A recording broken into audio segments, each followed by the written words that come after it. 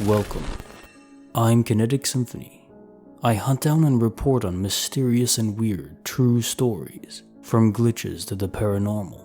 This is my monthly compendium of case reports for the month of June 2021.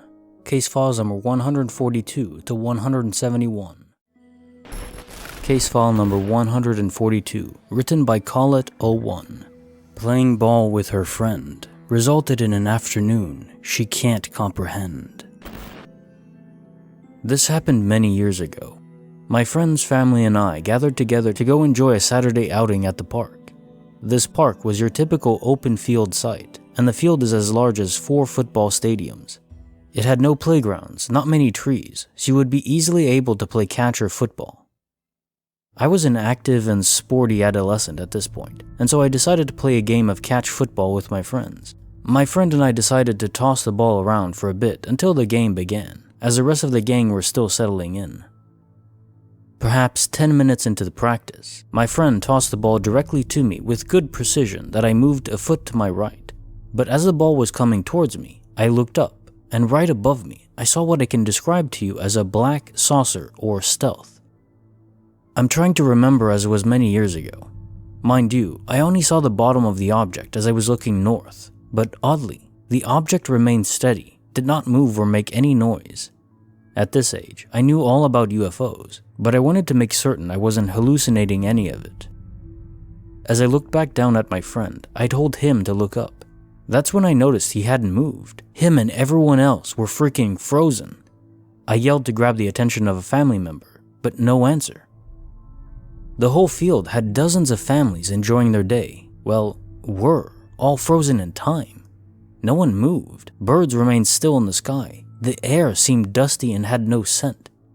Now, I hadn't left my spot for the fact that I was in shock, but was surprised I was able to move my mouth and arms at all. Here's the kicker. As I looked up at the sky once again, the object that was there had now disappeared. No noise, beautiful clear blue sky, but no object. I looked back down at my friend and remained confused. Then, that's when I heard my friend say, "Hey, throw the ball." Everything went back to normal. This all happened in a matter of seconds. I quickly asked my friend if he just saw the same object as I did, stupidly expecting him to say yes. He was confused, but he knew how serious I was in that moment. I never spoke about what happened to me until years later when I mentioned it to my spouse. I don't know what happened, but I wouldn't like to ever encounter it again. Case notes, file number 142. So there was recently another UFO story, not the same type of craft you described, but the slowdown of motion in people near you. That same thing was witnessed. I wonder if this is intentional by these aliens, or were you singled out for some reason? Or if it's just a byproduct of the mind perceiving this craft that we're not yet ready to encounter. It's like in Stargate SG-1, if you ever saw that show. The ancient database downloaded into one of the members' brains, and it causes all sorts of havoc. The information is too much to process, and initially it's okay, but as the information unfolds in O'Neill's mind, it takes over him, and he loses himself. We may just not be sufficiently developed yet. My impression still remains the same, though, that I don't believe these beings intend us any harm. Case file number 143, written by Melanie Elameo, an indifferent face, completely out of place. So this happened about 2 years ago or so, but it still sends chills down my spine whenever I think about it. There's a local factory that was made in 1890 and opened in 1891 as a sewing factory where people handcrafted detachable collars and cuffs. In 1999, it was repurposed as a bunch of little consignment shops throughout the whole building in each room. Today, there's still the original huge elevator shafts with rickety gated doors. Anyways, one night, me and my friend decided to go and check out one of the bookshops that just opened there. We headed downstairs, went and left to the store, and eventually took a break on one of the benches before leaving. To our knowledge, nobody else was in the building, or at least in the basement with us. So we're sitting there, and the way the bench is positioned is flat up against the wall where you can see all the way up the hallway, with the flight of stairs to our right and one of the shops to our left. While we were sitting there talking, I started feeling like this uncomfortable feeling and tried telling my friend I wanted to leave and to hurry up because I just didn't like this feeling. He told me to calm down and that we'd leave in a minute, and the uncomfortable feeling went away. As we were about to get up and go, we saw someone come around the corner and start approaching us. We figured it was a maintenance worker, but that feeling of uncomfortableness came over me again, yet worse this time. Now, the way he turned the corner was completely unnatural. He walked to the end of the hallway, stared at the wall in front of him for a solid 5 seconds, and then turned away towards us and took a brief pause before coming our way. The way he turned the corner, though, it seemed like he just knew we were there and was completely unfazed when he saw us.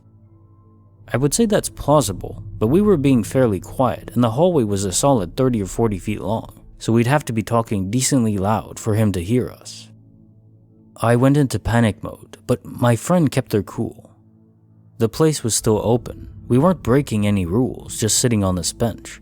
My friend calmly looked at him and just said, "Hi, how you doing?" And the man didn't say anything.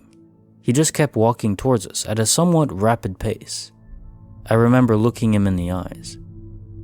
He had zero expression, not anger, not happiness, not confusion, not nothing. It was severely unsettling.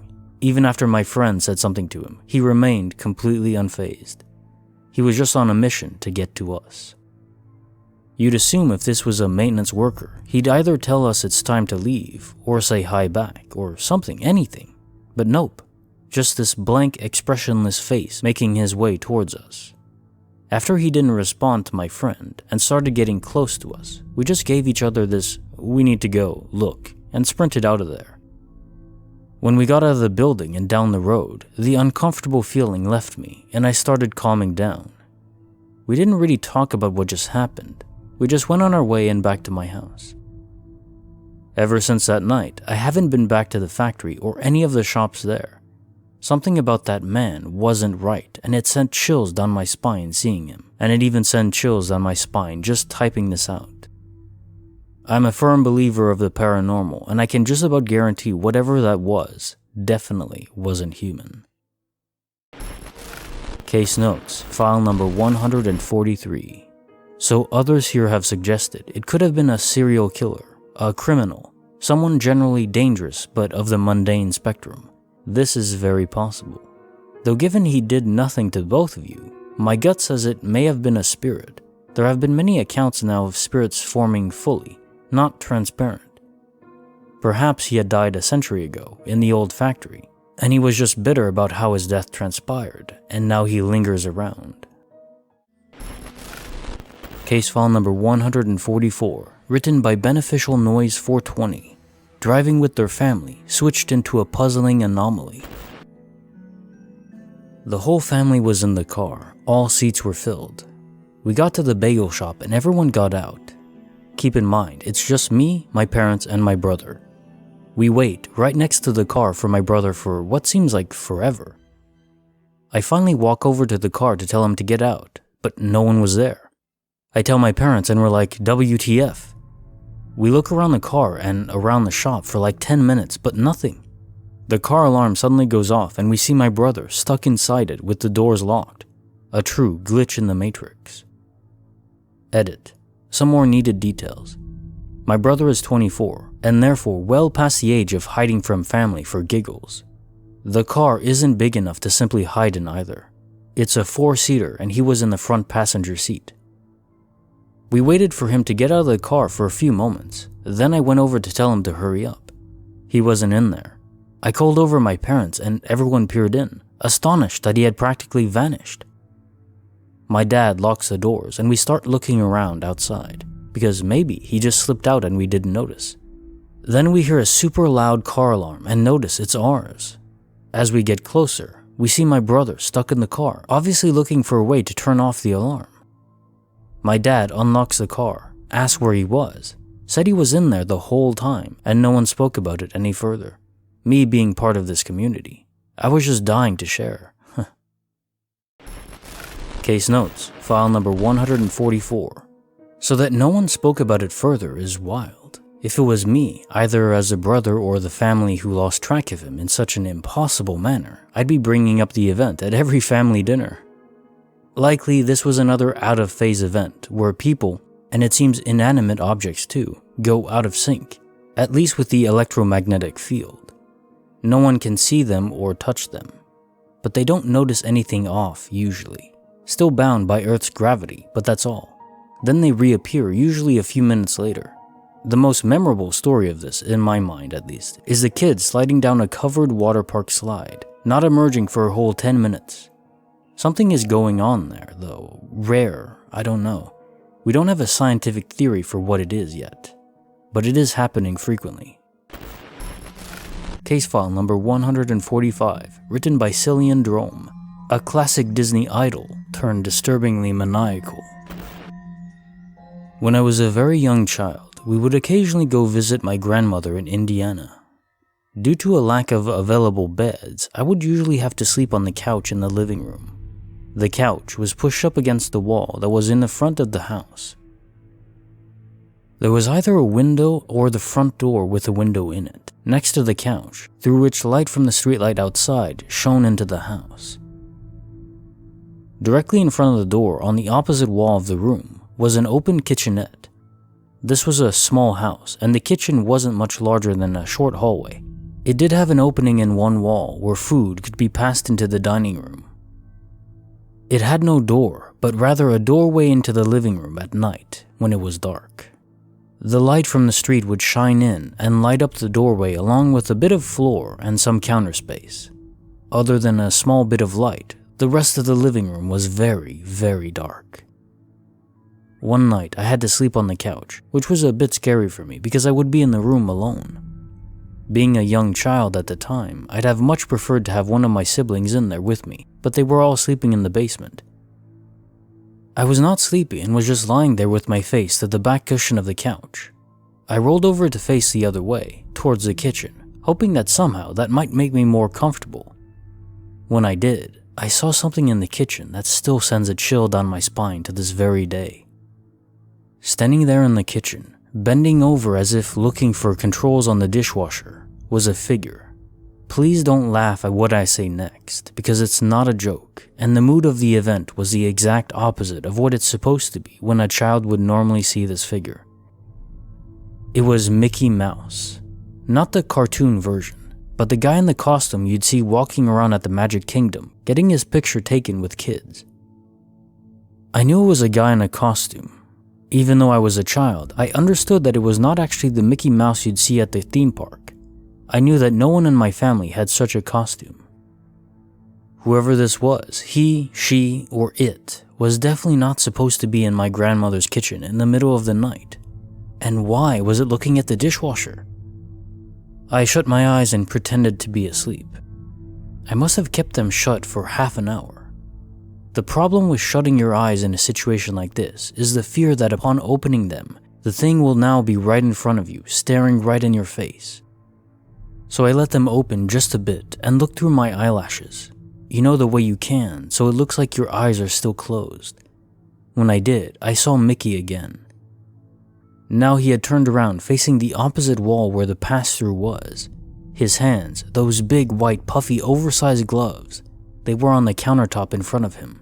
His head was hung low, like he was looking at the floor. A few moments later, as if he realized I was looking at him, he turned his head very slowly until he was looking right at me. I closed my eyes tight and went back to pretending to be asleep again. I spent the entire night in sheer terror and didn't open my eyes again until I heard the breakfast bacon sizzling in the pan the next morning. A few years ago, I told the story to my sister and her eyes watered up. I asked why she started crying, and she said that when we were little, one night she was sleeping in the basement of the same house and saw someone in what she described as an evil rat costume staring at her while she was trying to sleep.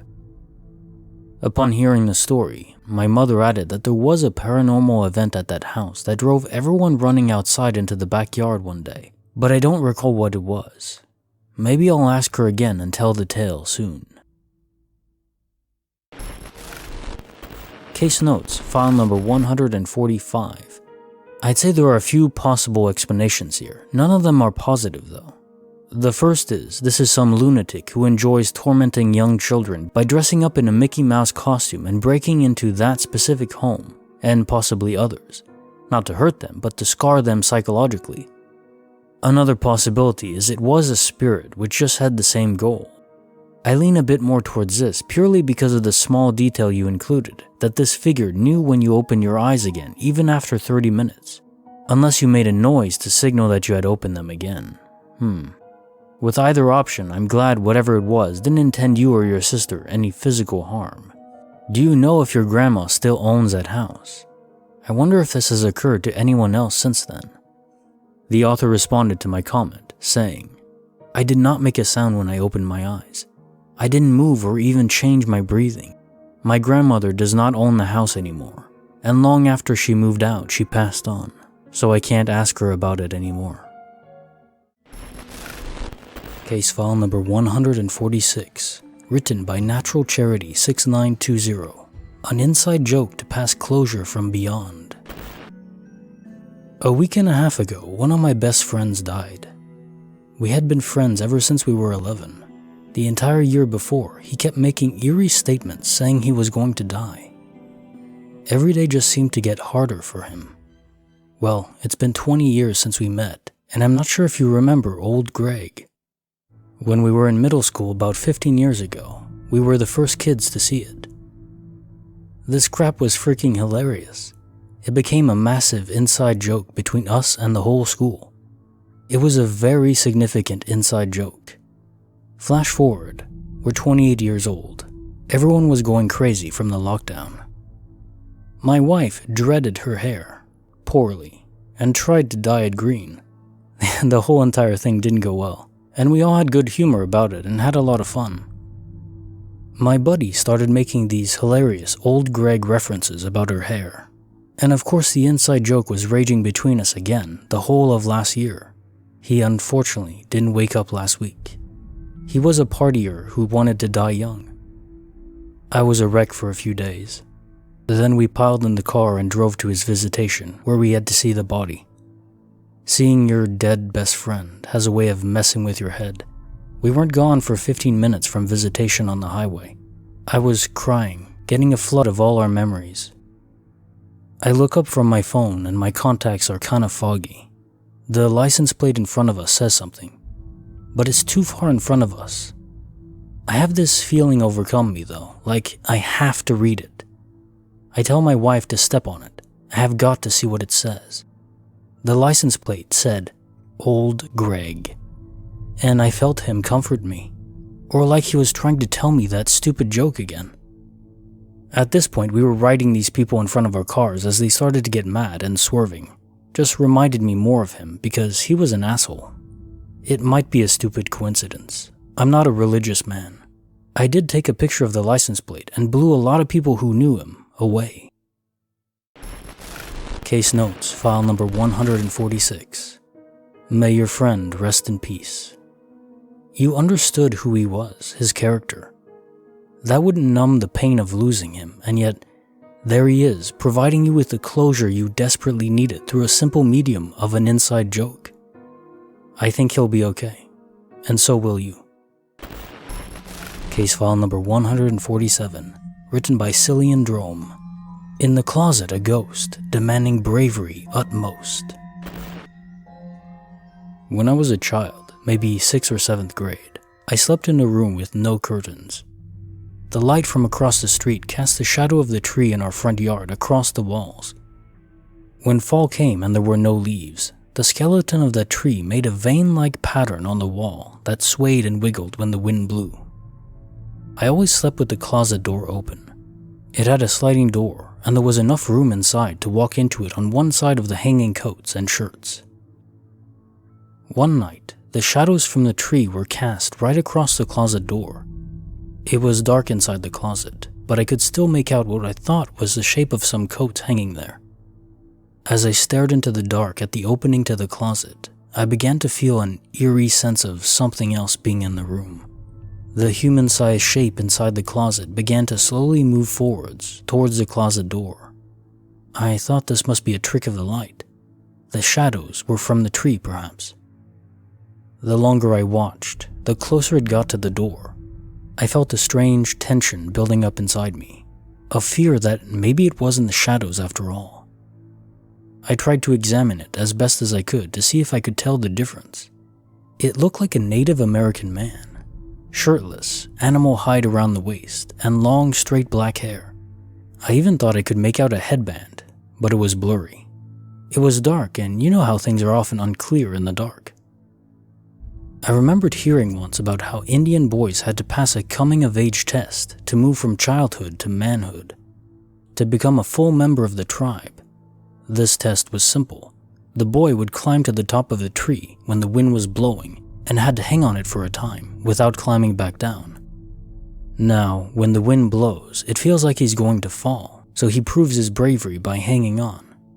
Be like the Indian boy, I told myself. Hang on. Just then, the ghost reached all the way to the threshold of the closet, causing my skin to go full goosebump. As soon as it broke out from inside the closet to the outside, it was suddenly, but somehow smoothly back in the closet again, where it started to move forward all over again. This went on for what seemed like an hour. I knew I wouldn't be able to sleep with this going on. I thought to myself that I must either leave the room or prove to myself that it was just shadows, if I was ever going to get sleep at all. So I got up out of bed, trembling with unsure feet, and began to slowly walk towards the closet. The whole time I kept my eyes on it, and it did not stop its repeating motion. It was as if it was trying to get out of the closet, but it couldn't for some reason. I finally arrived at the open closet door, and the thing was right in front of me and still moving slowly, ever so slowly. A high-pitched tone rose up in my ears and I could hear my heart pounding inside my head. But I took that last step right into the closet, right into the dark, right into the Indian. A wave of goosebumps swept across my skin as thousands of little hairs stood on end. A cool sensation engulfed me and then slowly faded away until everything calmed down and I was left in there alone. The Indian was gone. I went back to bed and slept well that night. I had overcome the fear of that closet and those shadows. I don't know if the Indian was a ghost or not. He never tried to harm me if he was.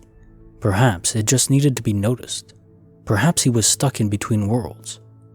Perhaps it was an evil spirit simply trying to scare me. In any case, it was my coming-of-age test. At the top of the shadow of that tree, swaying back and forth in the wind.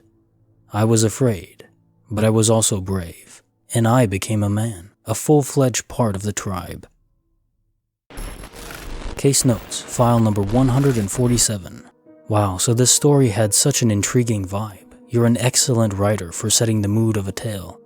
Of course, if it was just shadows from the tree, it would be repeatable almost every night. I imagine you never saw this again, so I do believe it was an entity. Or of course, it is possible was a figment of an active imagination. From the way you write this, I think you were in a headspace where you wanted to prove yourself in your own mind as brave. Maybe your mind manifested such a real, disturbing challenge as a way for you to overcome it and be brave.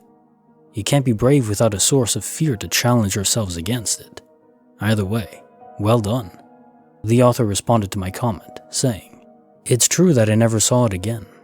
I did take note on other nights that the clothes hanging in the closet could have looked like someone standing there, but they were all pushed over to the other side of the closet. It was one of those with 2 sliding doors, where only one can be open at a time.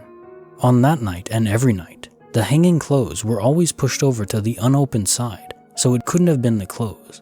I have heard of optical illusion, where in the dark, an image can appear to be moving, and in doing so, it appears to repeat the same motion over and over. The only problem with that explanation is that I slept with those curtains open much of the time, and the closet door open all the time, and I never saw it before or since. Also, it's interesting that this happened in that room, as something else happened in there one night when my brother used to sleep in there with me. He had gotten up to go to the bathroom, and after he left the room, I heard someone dragging their feet on the carpet while they walked towards my bed from the door of the room. I hadn't heard him come back from the bathroom, but I figured he must have. But the sound was unmistakable. It was someone walking across the carpet without lifting their feet up off the carpet as they walked. When I got over to my bed, it felt like someone was hovering over my bed right above the blanket, which I had pulled over my head. I got scared and again was completely still and quiet. It had a malevolent vibe to it, whatever it was. A few minutes later, my brother opened the door and came back in. The sound of him opening the door was very noticeable, and it was very obvious that he had come back in. I sat up and looked around, and no one else was in the room besides us. I asked him if he had come in and then left again, and he said no. We did not have a dog, which might have made such a sound, I guess. We had cats, but they were not in our room and wouldn't have made the sound anyway. It seems like there was something there trying to scare me for some reason. There was another occurrence at that house that maybe I'll share later on, because it was in another room. Case file number 148, written by Adam Holes Bebe. A memory as strong as iron that only he remembers. My friend of the past 5 years never existed. So this is going to sound crazy, but here goes. Around 5 years ago, I moved to a new school during my senior year of high school. I didn't necessarily have trouble making friends as I joined the football team and they were all very welcoming of me. I enrolled in this sort of advanced PE class that was for the athletes in the school. That's when I met a dude named Tyler, who was a grade younger than me and was also on the football team. We instantly got along and he became probably my best friend at the entire school. We would hang out outside of the school, but for some reason, he never wanted to come over to my house and never wanted me to come over to his house. I didn't think too much of it. Anyway, I graduated that year, and we haven't really talked much since then. We would occasionally text about the NFL, but nothing more than that. I had a dream last night about the guy, and when I woke up, I figured I would text him and see how he was doing. The problem is, I couldn't find his contact in my phone. That's not uncommon, as I've had several new phones since I was in high school. I asked some of my old high school buddies if they had Tyler's number, and they acted like they had no idea who I was talking about. I even searched social media to see if I can contact him through that, but still, I couldn't find him. I was feeling like I was losing my mind, so I asked one of my old buddies if they found him in the yearbook from that year, and he said that he could not. I didn't bother to purchase a yearbook that year because that was my only year at the school.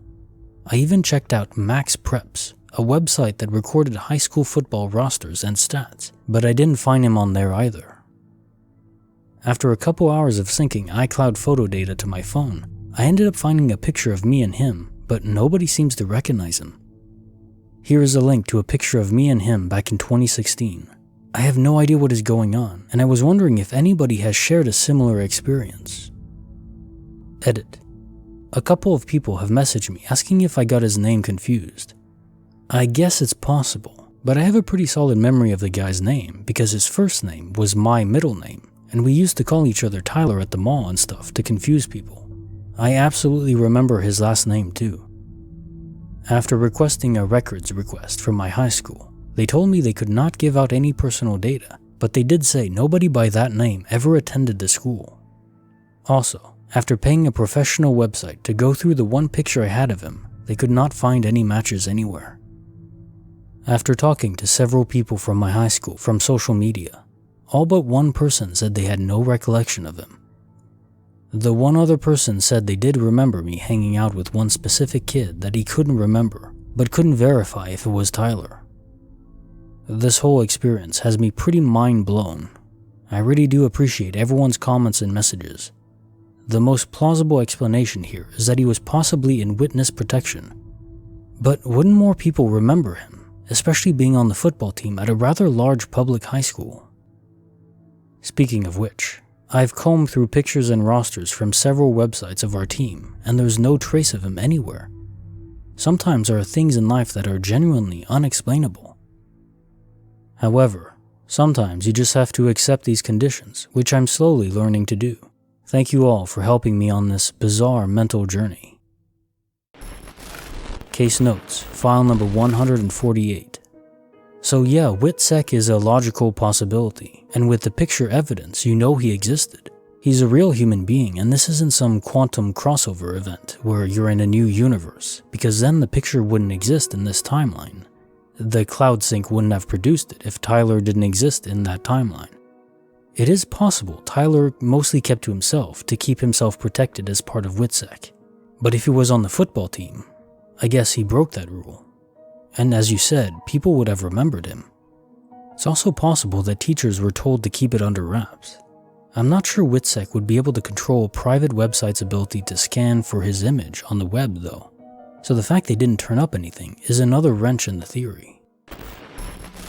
Case file number 149, written by Double Styler Z.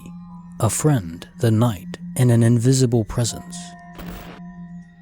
So I live in Poland, and this story happened to me in 2005. At that time, I was 18 years old. Since my dad died and my siblings left the family house a few years later, we lived only with my mom. But at that time, Halloween night, but in Poland we're not celebrating it. We celebrate All the Saints, that is next day. She went to my older sister who lives in Warsaw to see Pulaski Cemetery. So as a smart and responsible teenager, I asked my, at the time, best friend and neighbor, let's call him Andrew, to come over for some beer, etc.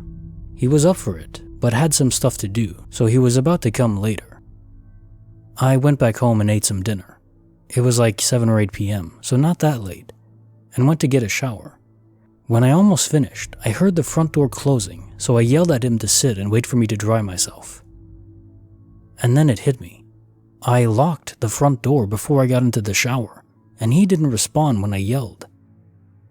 At this point, I should mention that maybe not only my house, but the entire area around my house, and I mean like nearby villages, is full of spooky stories. I'm not some super believer in the paranormal, so I wasn't scared out easy at this time, but I was pretty sure I will encounter someone when I leave the bathroom. But guess what? No one there. My friend arrived like 15 or 20 minutes later, so I let him in, but I didn't mention to him about that weird event. So we sat in the kitchen with beer, and we laugh, etc. But I see that something's wrong with Andrew. When I asked what's wrong, he just said, "Can we go to your room? I feel like someone is staring at me." Anyway, that got me pretty creeped out for some stuff that happened before in my house, but we'll explain that at the end. So I double-checked whether the front door was locked, and we went to my room. We watched some funny movies on YouTube, talked about girls and all that stuff. And something like maybe 11 p.m. Again, same sound like someone was closing the front doors. We look at each other because we heard the same thing, so we went to check it out. I guess beer plus 10 to courage is true. And yeah, the front door is still locked. Rest of the night was pretty nervous, but nothing else happened. I guess the worst part was that when we got outside, like 4 a.m., because Andrew was going to his home and I was forced to go back alone, but I stayed awake until the sunrise just to be sure. Personally, I got 2 theories about what was happening. First one, that house itself has some weird kind of presence. From what I know, it was bought but placed from my dad's hometown. The house is made of wooden logs and it was taken apart and put back here in one piece, but I don't know anything about the previous owners. I need to ask my mom more details. The reason I said I was scared when Andrew said that he feels like someone is watching him are stories of the first year when we moved into the house. Apparently, in that first year, my parents' room was barely usable because you get a weird feeling whenever you enter it. Just like when you enter a room full of people you don't like, and they stare at you with that "get the hell out dude" look. And Andrew sat at a chair opposite to my mom's room. My second theory is that all of the nearby area is more or less haunted since many people died here during World War II. So that's all for this story. If you have some questions, feel free to ask. Also, any ideas or explanations would be lovely. Case notes, file number 149. So indeed, the fact that this land was a place of battle during World War II leads me to believe there are restless spirits around the place. Nothing in the story screams out to me as malice, though. I think you'll be okay, but just be on guard. Not everyone who fights in a war is a good person. I'd have a go bag prepped, just in case you need to leave very suddenly. Case file number 150, written by Back Toril, Charlie, or was it Jacques? Their future in a premonition. Nearly 5 years ago now, I was dating a guy called Charlie. My mom felt terrible because she could never remember his name and always called him Jacques. We always poked fun at her as, well, we live in the UK. How do you remember Jacques but not Charlie? After we broke up, my mom continued to ask me how Jacques was, and particularly about his dog, which she believed to be a Labradoodle. Charlie had a dog, but definitely not a Labradoodle. My mom insisted I'd sent her photos of this dog that didn't exist, all the while referring to Jacques. Sometimes it would get on my nerves as she'd completely fabricate memories of stuff I'd done with Charlie. I thought she was winding me up. Fast forward to now, I'm currently in the beginning stages of dating a guy, surprise surprise, called Jacques. You can probably guess what kind of dog he has too. I haven't told him yet. I didn't want to freak him out or scare him off. But my mom and I have been in a constant state of what the f since I met him. We think that some of the memories she used to make up are things we'll do in the future. Case notes, file number 150. So my quick question is, did your mom by chance save those pictures? If they no longer exist, it's possible that your mom, not you, experienced a quantum crossover event. She saw Charlie's dog as he had it in that reality, and it was a Labradoodle there. It makes sense, really, since realities are usually similar, that the Charlie from another reality would have still had the inclination to own a dog. It was just a different dog there. Or if she didn't cross over entirely, she just was able to peer into that reality. Sometimes there's bleed over for unexplainable reasons. Case file number 151, written by doctors 12345. These people near our school were not normal. Context. I left school almost 5 years ago, which is really weird to think about, which is about 15 or 20 minutes by bus from where I currently live, so still local. Anyway, there are some woods on one side of the school, which also go a little bit behind the school as well. Behind those woods, there are a lot of large fields. There's also a house in the middle of those fields where an old man supposedly lives. I'm saying supposedly, as the house looks abandoned and I've never personally seen anyone walking in or out of it. Although the area is generally considered safe, there are quite a few strange stories and actual events that took place around the area. The stories tell of paranormal happenings going on, alleged criminal activity, anything from drug dealing to more serious stuff like kidnapping and murder, and just weird stuff in general. However, many of these stories are not published in the news or anything, so no one really knows how many of them are true and how many are just made up things that are just going around from mouth to mouth. One story that did make the news was that a person who was missing for about 2 months at the time was found tied in a tree in front of the school, on the school premises. The body was tied so tight that they had to cut the whole tree down to get rid of the body, so someone else must have been involved as well, although nothing has been made public afterwards. There are many other strange things that happened in that area, many of which have been confirmed by one of my mates who lives across the road from the school. Below, I'm going to tell my strangest and scariest story of what I've been through while living in this area, and probably the strangest thing I've ever personally encountered. Story. A few years ago, my friends and I were playing football at the school's football pitch, like we usually were. We were there for hours, which was nothing out of the ordinary. There were about 6 of us, and there was another, separate, group of about 7 or 8 people. The pitch was divided into 3 thirds. We were taking up a third each, which we didn't talk to or anything, as we didn't know them and they didn't know us. My friends and I were at the end, near the school, and the forest was at the complete opposite end, about 80 to 85 yards away or thereabout.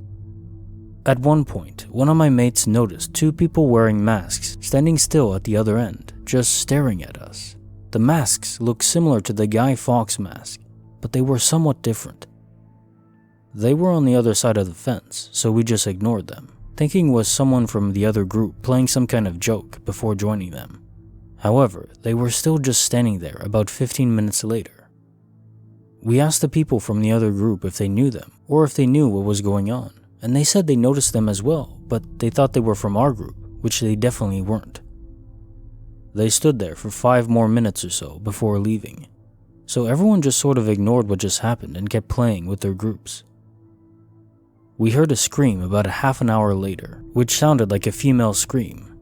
The friend who lived across the road called his mom to make sure she's okay and to ask if she's seen anything.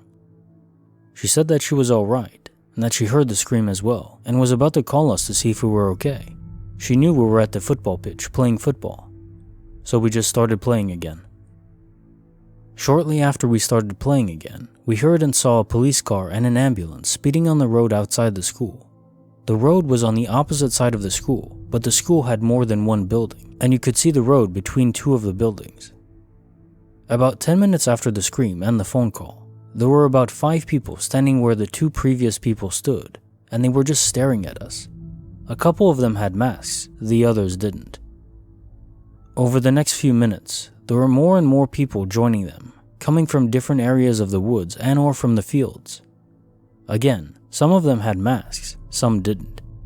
I think that in total, there were somewhere around 30 people just standing there staring at us.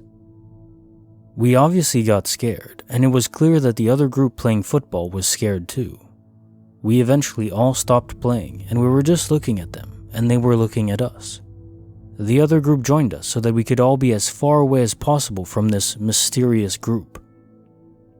We had no idea what to do. We didn't know whether we should talk to them or not. If we made the right choice by acknowledging them, we didn't know if there would be more of them coming or if they would come onto the pitch. I forgot to mention, we weren't really supposed to be there, as we were in the 6-week summer holiday, so the school was closed and everything was locked up. However, someone managed to unlock one door that was facing the forest door, which was used if someone kicked a ball over the fence during PE. This meant that we were trapped. We couldn't get out without going through them, and we had nowhere to go if they decided to walk towards us. It felt like we all just stood there, looking at them, and they were looking at us, for an eternity, but it was probably only a couple of minutes. We then all huddled up and decided what we should do, and we came to the conclusion that we should call the police. Even if we would have been told off for trespassing or whatever, our safety was way more important. However, the problem is, we were all too scared to call 999. This is the emergency number in the UK. As it turned out, none of us had ever done it before. One of my friends volunteered to do it, so he got his phone out and had 999 dialed up. He just needed to actually call the number. As he was about to do so, we heard the ambulance and the police cars driving the other way, and the people started walking away pretty much straight after the cars passed the school. We decided to wait a little more to make sure they wouldn't be waiting for us somewhere in the forest, which we had to walk through for a couple of minutes to get to the main road. Someone from the other group actually called his older brother and his mates to come and check. We waited for maybe an hour or more, after which we decided to get out of there to find the guy's brother, I don't know any of their names, and quite a few of his friends waiting for us. They laughed at us at first, but then we told them what happened and they stopped laughing at us. Now, it could easily have been someone just messing with us, but I highly doubt it with that many people taking part. My mates and I still don't know why they were staring at us and or what their intentions were, which probably adds to the eeriness. But yeah, this is the strangest and scariest thing I've ever been through in this area, where something weird was definitely going on. I'm saying was, because I haven't been there in about 2 or 3 years, but I wouldn't be surprised if strange stuff is still happening. Case notes, file number 151. While this is spooky indeed, the fact there was a missing person who later was found tied up into a tree screams of some sort of ritualistic cult in the area. Be careful out there. My gut tells me had you been alone or in a smaller group, it wouldn't have ended so quietly. The author responded to my comment, saying, although I do agree that the whole thing would have ended up not so quietly if the group was smaller, I'm not entirely sure about the cult. This is simply because the things that happen don't happen at regular times, if that makes sense. Sometimes you might have 2 or 3 incidents within a couple of weeks, sometimes it'd be months between each event. As far as I'm aware, not much has happened in the past couple of years, but then again, I haven't really kept in touch with the old classmates that live there. I'm 99% sure he still lives there. And although I live close to the school, I don't live close enough in order for me to hear everything that happens there. So things might have recently happened, which I wouldn't be surprised about, but I just didn't hear about them. But then again, I know next to nothing about cults, so I might be wrong. Edit. I just wanted to add something. I don't think the people we've encountered that day at the football pitch have anything to do with the missing person incident. I think they were all about 18 or 20 years old at the pitch incident, and the missing person incident happened about a year prior, and he was in his 40s, if I remember correctly. Also, it seems like whenever there are people seen doing strange stuff, it's different people every time. Case file number 152, written by Penguin Arcake.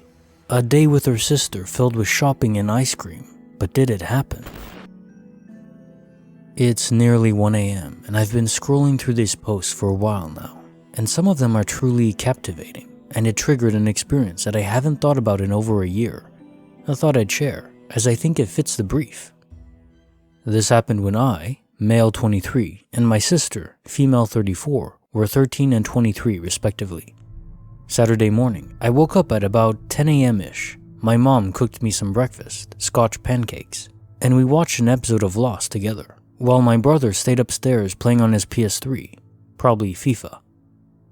Around 11:30 a.m., my sister called me and asked me if I wanted to meet her at a local shopping center to buy some clothes, and just generally have a walk around and have something to eat. I wasn't doing anything and my friends weren't playing out, so I decided to meet her. She took a taxi there and I walked there as it's pretty close to me, or was at the time. We had a generally good time. I didn't end up buying any clothes, my sister did though. We had a meal at a cafe about 1 p.m. and got an ice cream each afterwards, where you buy a cone and go make it yourself from the machine. Although I broke the machine pin on the lever and got a bit upset because I thought I was going to be made to pay for this, but the manager came over and said it's happened a few times, no biggie. We went to Mr. Sims, which is an old-fashioned sweet shop, and bought some sweets, weighed them up and paid for them. Going home, my sister ordered a taxi, but this time I got in. The taxi dropped me off at home, and she stayed in and went home. She was living with her friend at the time. So it was a generally good day. I played some FIFA with my brother when I got home, ended up having a bit of an argument with him, then made up, had some supper in the evening and watched Saturday Night Takeaway, and your generic Saturday TV. All in all, a pretty normal and uneventful day. Except, this day didn't happen. At least not to anyone but me and my sister. I mentioned me breaking the ice cream machine to my mom. She thought I was joking. I explained that at the cafe today. When we had food, I broke the pin on the lever. I'll never forget the way she looked at me. She looked worried, but slightly questioning, waiting for me to say I'm joking. She said I left the house once today, and it was to go to the chip shop to bring back egg fried rice and curry for me, my brother, and my mom, and it took about 15 minutes. At no point did I leave for hours, and when I did leave, it was about 2 p.m. I remember calling my sister, panicking at this point and needing to prove that I did actually go and meet her. She answered, slightly sleepy by this point, as it was about 11 p.m. before this conversation occurred, and asked her what we did today, on loudspeaker. She went through the exact same story I just told my mom, including the ice cream machine, including what she bought, and including what sweets I got from Mr. Sims. At this point, I ran up to my mom and brought up the remaining sweets down to prove that I bought these today and went to the shopping center. My mom at this point had tears in her eyes, hoping I guessed that this was some prank me and my sister had conjured up. Me and my sister agreed to talk about it tomorrow, but texted me afterwards asking if mom's alright. I said yeah, and if she's not, neither is my brother because he's promising me that at the time I say I was out, he was playing FIFA with me in his room. Tomorrow comes and my sister calls me in a panic, claiming that her boss sent her home from work because she got called in yesterday instead. She said that her boss said he called her yesterday morning and asked to cover someone's shift, and she can have Sunday off, essentially just swapping a shift, which she agreed to. She said she didn't push him too much because she didn't want him to think she was mental and lose her job. To this day, our mom, brother, and even my sister's now ex roommate are wholeheartedly convinced that the day me and my sister spent together didn't happen. She no longer has contact with her old boss, but he paid her for the Saturday despite not working Sunday, and me and my sister can recall tiny details to each other about the day we had, Over the years, this has generally drifted into the background, but sometimes it gets brought up now and again.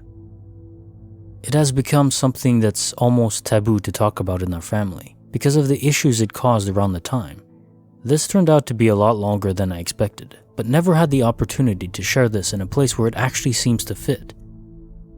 Edit. I did reply to one commenter saying that this hasn't happened since, but the mention of timelines got me thinking into one specific instance that also happened, in very similar circumstances, again with my sister. It was so short and seemingly insignificant in comparison to this one that I don't think about it often, but it would definitely fit into the glitch in the Matrix genre, so I might end up posting that one for you guys if anyone's interested. I have to speak to my sister first to get an updated account, though I don't want to end up misrepresenting her account because it heavily relies on that too. It's almost as if, for a few seconds, we both had a glimpse into the past. Nothing major, no major events. Just a small glimpse into a world before the one we live in. It was chilling. Maybe not so much as this one, but probably relevant to the sub. Case notes, file number 152.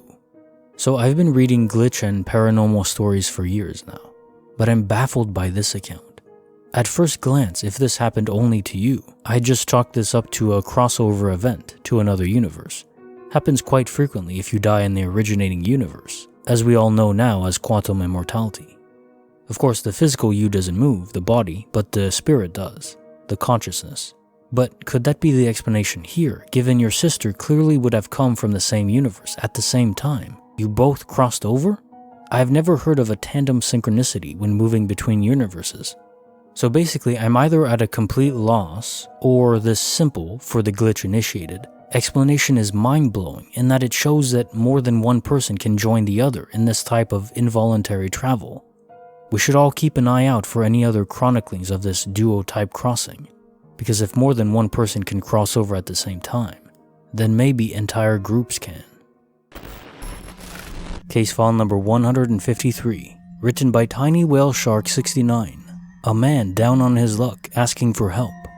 But wait, where did he go? So I stumbled across this sub just a couple weeks ago, and I think that this may qualify after reading many of these posts. It's something I've never forgotten about since it happened, even though it was many years ago. To this day, I wonder if I was tested and failed. This happened quite a while ago, circa 2002. I was in the military at the time, stationed in Norfolk, Virginia. In those days, we all used to mob to a bar called Greenie's that was near the beach that was right outside the back gate of the base. My memory is a little cloudy concerning the geographical location of where everything was because it was so long ago, but I remember there being a gas station right near the bar where we would frequently stop to grab snacks and drinks and beer, etc.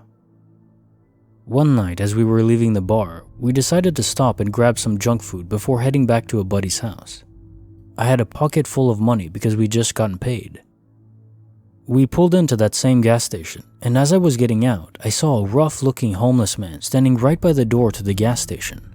As I was walking in, he said, "Excuse me, young man, I'm hungry. Could you please spare $1?" I walked past him and replied, "I don't have any money, man." And I walked in the store. I specifically remember this because I knew that I had a pocket full of cash. As soon as I entered the store, I had this overpowering urge to turn back around and give the guy what he asked for. I thought this odd because I never, ever give panhandlers money. I turned around to walk back out of the store and give the homeless guy money, and he was gone. Maybe 3 or 5 seconds had elapsed from the time I walked past him to the time I turned around. The front of the store was lit up and wide open, and the parking lot was open and lit up with nowhere for anyone to possibly hide in that short of a time. The left of the store as you were walking out was connected to another building, so you couldn't even walk that way, and to the right was more of that same open parking lot. No dumpster, nothing. Dude had literally vanished. I walked back in with this horrible feeling that I had somehow just fucked up. It was hard to explain how weirded out I already was. And then to make matters worse, I told my buddy, "Man, I should have given that old boy $1." He had absolutely no idea what I was talking about. He told me there was nobody outside the store when we walked in, and just kind of dismissed what I was saying. That was almost 20 years ago, And I've never forgotten it to this day. If I see a panhandler that looks like they really are struggling, I throw them whatever I have in my pockets that's loose. To this day, I wonder if an angel asked me for a favor and I totally turned them down. And I'm not even a religious person. Case notes, file number 153. This reminds me of the Lady of the Lake test, where a person's character is weighed through an act of charity to the homeless. Of course, failing this test doesn't impart any penalties. I don't think you're cursed or anything of that nature. If it was an angel, I think directly passing this test would bestow upon the person a greater appreciation of life and its treasures, in the form of appreciating human connections. But on that line, I think in a way you did pass, because you corrected your thinking and almost immediately wanted to turn back to help the man. Perhaps then it wasn't a test at all, but an opportunity, a lesson. Case file number 154, written by Tomato Ketchup. Her father passed away suddenly, yet somehow after his passing, he had conversations with his friends. My father was a very friendly person. He had a ton of friends. It was hard to keep record of who he spoke to. He also traveled a lot due to his work. He was also very strong and had no severe health issues. However, when I was 10, he died. It was very sudden. We informed as many people as we could. One day, an old colleague of my father ran into my mom. She hardly recognized him. They spoke and he said, "I met your husband just a few weeks ago." It was already 2 years since my father's death, and he didn't know my father was dead because he was away for years and had only come to visit his mom. He also said that they had a long conversation and also ended up having coffee together. This happened again, this time with one of my mom's old students in his late 20s. He used to be a child when he used to come over to my house to get tutored. My mother used to help him in math and English. My father used to give him snacks after he studied and play with him too. He didn't know my father was already dead and told my mom how he met my father about a month ago and they spoke for a really long time. This still happened like 2 other times and then all quiet. It hasn't happened in a long time now. Case notes, file number 154. So this reminds me of an old episode of Beyond Belief, Fact or Fiction, with Jonathan Frakes as the host. In the story, a man receives a call from his wife and his daughter too. She seemed a bit rushed, tells them to meet her at a restaurant they went to when they first met. Only at the time she called, she had already passed away. I think there's a truth to this. Many recountings of loved ones speaking to them or their friends even after they died. Your story is even more pronounced though, since apparently these friends met your father physically by the sounds of it. I wonder to what extent was he even interacting with physical matter, able to touch them? Huh, interesting. Case file number 155, written by DeFeola, 18. Dorm rooms are safe. Well, they're supposed to be. An invader? A spirit? You be the judge. This all happened one night back in the winter of 2016. It was December and I was still in my dorm before going home for the holiday break. My building is like a motel where the hallways are on the outside, so it's all balcony. There's only one door separating our room from the outside world, and it's a thick metal external door, only accessible with a keycard pass that doubles as a student ID. I don't remember exactly the day, but I know it was my last night staying in my dorm before taking a plane home. The one and only night where I'd be alone, since my roommate left earlier that day. It was just like any other night with me using my piece in the bathroom and watching a TV show or playing Xbox. I ordered some food and got ready to go to bed at around 11. I got a calzone delivered and that was the last time the door opened and closed. I remember it specifically, vividly. For some reason, I needed my headphones on. The speakers from my laptop wouldn't be enough for the night, so before the food came, I had them on. I knew in 15 minutes I'd have to listen for a knock. The time comes and I didn't hear it at first, so the guy starts really banging on my door. Now my anxiety kinda takes off, thinking he's been waiting so long, and now I'm about to pay in quarters. Either way, I'm a little high, so I feel bad inconveniencing someone else because of my habit. I use a certain common substance pretty liberally, but I didn't drink that night, and didn't get any higher than I would when my roommates were there to partake with me. Either way, I'm completely cognizant, conscious, and attentive when I have a little buzz going. So I know when the man left, I closed the door and heard it locked. You can't miss hearing a hotel-style exterior door close and click secure. I knew it was the last time it would be open for the night, and since it was only me, I definitely made sure it was locked in place. The campus was very quiet, since most people have already gone home. A perfect time to get some much-needed sleep. I slowly opened my eyes a little after 2 a.m. The way I'm positioned on my bed, I have a clear view of the door and the window. My bed also happens to be the one closest to the door, so I was just a couple feet from it. Anyways, I blink a bunch of times and realize there's light coming through the door, which is now ajar. It cracked the smallest amount, and the bright yellow light outside was coming in.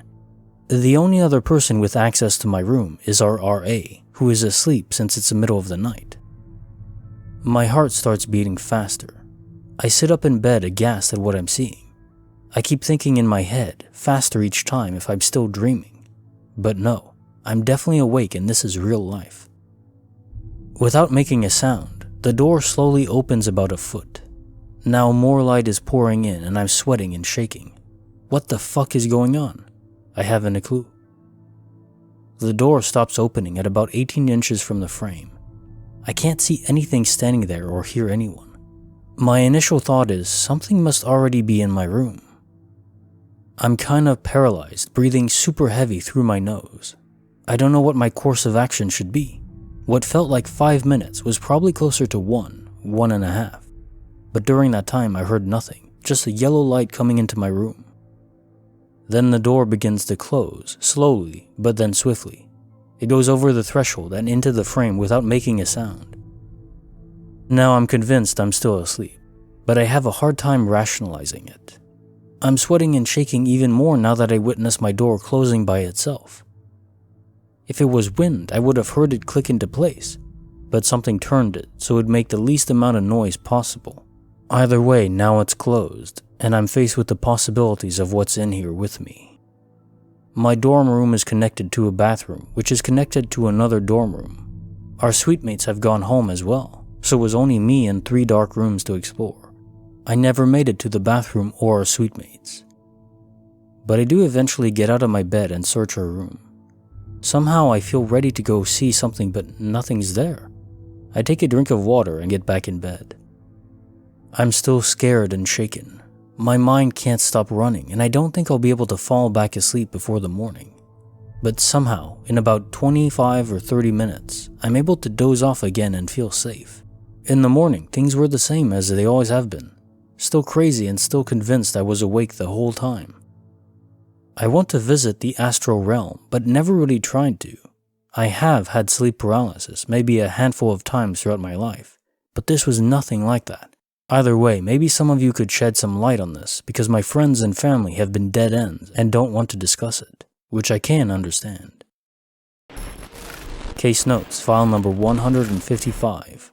So my first instinct here is more of the mundane, that someone just tried to break in. A common thief. I'm not certain though, given the delay of a couple minutes before the door closed. You'd have heard something if whoever it was rummaging through your stuff before closing the door. And I assume nothing was taken. It also doesn't sound like the type of door that would be easily lockpicked. Outside of the mundane, I've heard of tricksters doing this to instill fear into people, but never hurt them directly. If that's the case, it seems they were successful.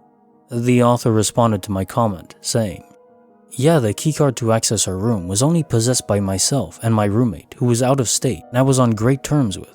The RA was a no-nonsense woman who doesn't come across as someone to play a prank, but herself and the other RAs would have a master key, so I can't think of a reason why any of them would want to prank me, but you still can't rule it out, I guess. Convention would suggest it was simply a trickster having his or her fun, but yeah, nothing was taken, so as unlikely as that is, that I was randomly targeted by someone who knew how to create a fake keycard for those dorms. It does seem equally unlikely that it was something paranormal, although it's hard to rule either of them out."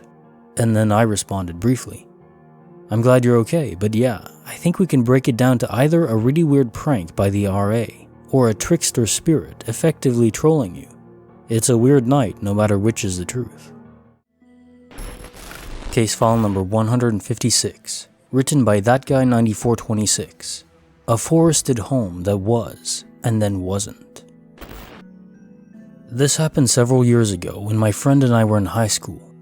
We would always hang out either at his house or mine. We happened to be at his house that day. He lived in a pretty normal suburban neighborhood, with about a mile of woods behind his house separating his neighborhood and another one. We liked to go back there and explore the woods every now and then, instead of staying inside and gaming. One of the times we were exploring for a while, kind of just circling the woods. After walking around for about an hour or so, just chatting and messing around, we came across a seemingly random house right in the middle of a big clearing. We'd been in these woods several times before, but never saw this house. We figured we must just have never come this way before. We moved closer to investigate, and the place is basically destroyed. It's a single-story house. There's a big hole in the backside of the house that looks like it was hit by a wrecking ball. We enter from there, and the inside is no different. Old, torn-up furniture, walls, and floors make up the inside. At the time, my friend and I were fascinated more than anything, making theories and jokes to each other about what the history of this strange house could have been. At one point, we thought it might have been owned by some kind of serial killer, because it had several newspapers scattered around with a lot of missing persons reports on them. Again, being dumb kids, we somehow found this more amusing than anything, as if this place had been put there as some sort of haunted house destination for Halloween. Anyway, after further exploration of this house, we found what looked like a hatch on the floor that may have led to some kind of cellar or bomb shelter. It had a lock on it that we couldn't bust open, because as brain-dead teenagers, we wanted to go down there and explore some more. After a few more attempts to get this hatch open, we decided to head back to his house and get some bolt cutters. We get back to his house, grab the tool, and head back to where we came from. We had made our way back in the direction we thought the house to be in, but we never found our way back there. We thought maybe we had just gotten turned around, but we followed a pretty distinctive path back. We spent maybe another couple hours combing that small stretch of woods for the house, to no avail. A little weirded out, but we gave up. Headed back and didn't really give it too much more thought, beyond a couple internet searches for anything that may have been related to a house in the woods in that area, but nothing came up. Years later, my buddy and I are both married. Neither one of our wives believe our story. His wife even got on Google Earth and searched the area behind his old house. She found nothing. Anyone have any theories on what could have happened to the house? Before you ask, no, neither of us did any kind of drugs. We were pretty straight and narrow kids. Case notes, file number 156. You know what vibe I get from this, and other mysterious locations in the woods or mountains. One story I had read where there was a hotel along a less traveled route, very fancy, but the person who decided to stay there woke up in the morning and it had morphed into this decrepit, decaying hotel overnight. I think it's likely the developers of this simulation threw a wrench into our normal everyday experience. It might even be an intentional tactic to guide us along a certain path we need to go down, or maybe that we wanted to when we signed up to play this hardcore MMORPG. That might just be my own bias though. I love that idea. The author briefly responded to my comment, saying, "Yeah, the simulation theory has always intrigued me. It sounds like something out of a sci-fi novel, but maybe we'll get there." And I responded briefly as well, saying, "Have you checked out the newest Unreal 5 engine tech demo? My god, the graphical fidelity in that, and even the ability to dynamically program animations to match with the environments. The amount of scenarios and details that can be programmed in with this is just mind-boggling. So imagine where we'll be in 10 years. I think the idea of the Matrix, or a simulation of that type, minus the robot overlords, I think that's entirely possible, and I think we'll probably see that, or something similar, within the next 50 years, maybe less. Case file number 157, written by Skyrim Babe 23. Her apartment clearly doesn't want her there anymore. The clock just hit midnight, and I don't think I'll be able to sleep tonight with what happened. I'm normally pretty skeptical, but I just feel like this isn't something I can debunk. I need to know what to do to feel more safe, because I think the spirit here isn't friendly. I think it's all related to the apartment I currently live in, because I've never had paranormal stuff happen to me before. Thankfully, I'm moving out in a month. I've been living here for 2 years now. The first red flag. The only thing the previous owners left me was a Ouija board, hidden in our bedroom closet. When I found it, I had bad vibes and had to put it on my balcony so it was outside the place. After that, I felt watched at night and had trouble sleeping. Then things got back to normal until the last few weeks. First, I was all alone doing some cleaning, and the light bulb in my kitchen completely exploded, leaving shattered glass all over the floor. Right after, there was a big bang on my fridge, like someone just hit it. Then, I thought I heard something like a faucet running in my bathroom. I was already scared, so I walked super slowly to it.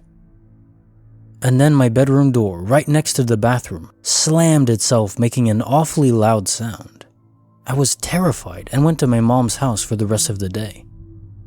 I tried to tell myself that the light bulb just shorted out, and maybe a breeze from the open window made that noise. But it wasn't even windy that day. It doesn't make sense. I've had trouble sleeping. Random objects found on the floor, and I blamed it on my cat. Until last week, I heard something wiggling an object and throwing it on the floor. I said my cat's name out loud to ground her, before I realized she was right next to me. And then, 2 days ago, my long mirror fell. On my bed, it didn't break. It's a pretty lightweight mirror that I just lean on my bedroom's wall. I found it weird, but also it could have been the wind or something. But what just happened tells me it wasn't a coincidence. I was watching a horror movie for the first time in months tonight. I was really scared. All the lights were off. During the middle of the movie, I saw what looked like a shadow in my living room mirror. I brushed it off because I'm just too anxious. And then, boom. Before the end of the movie, the living room mirror that's been hanging there for 2 years decides to fall off. No open windows, no nothing. I'm surprised it didn't break, honestly. It was a pretty big fall. On top of that, my cat is freaking out and staring at some stuff I don't see. I'm just so uneasy now. I heard mirrors were like portals, so I took the 2 that fell and hid them, facing the floor. I don't have sage to clear out the energy. What do I do to make this thing go away, to be safe? I know I only have a month here left, but still, this is too much to handle. Please help me if you have a tip. Case notes, file number 157. So mirrors are less like portals, more of a revelation tool. They show who the person truly is, a reflection of their soul. But they can also be conduits for souls, channeling them, intensifying them. I'm just glad you'll be out of the apartment soon. Case file number 158, written by charming janitor XXX. They're teenagers and bored. Following this creepy group was exciting, but as they were soon to find out, it was extremely risky. Yes, this will sound strange. Yes, this will seem utterly unbelievable, but I was there with my friends. To this day, whenever it's brought up, it's so odd that we all just agree we'll never know or understand what happened. 22 years ago on Halloween, my high school girlfriend, myself, and 2 friends were driving around. I was the first one with a car. We always were depressed 90s kids that would listen to the Smiths or goth rock, and before we could drive, we'd meet up at the graveyard and hang out. So it's Halloween. Couldn't have been past 9 p.m. I drive into the graveyard, which is sprawling. Lots of mausoleums and graves, and a big patch of land way in the back with hills and not much else. This was the scariest part of the graveyard, probably because it was secluded and away from the street and headlights of cars. We drive and see the usual graves. My girlfriend says we should drive all the way in the back, which we do. But then, as the car crests this one hill, we see candles and obviously people, but they all have animal masks on. They all immediately start running to their cars, but not in fear. I couldn't see anyone's face, but everyone was wearing black. They seemed excited, not afraid. I lock our doors. We watched them get in their cars, about 7 in total. Being dumb and bored, we decided to follow them. We think it'll be hilarious to follow them. Where are they going? Is there a cult? Who cares? We were bored teenagers. As we follow them, they begin to head out further to a place called Burnt Store Road. The street name is self-explanatory. There was a store once, and it burned down. Now the scary thing is, we were all laughing and starting to get creeped out. We're getting more into a desolate area with no streetlights. No houses were even out there at the time. As we're following the cars, we see the one furthest up ahead turn on their left blinker. Blink, blink. But then every car turned on their left blinker in perfect time with the other car.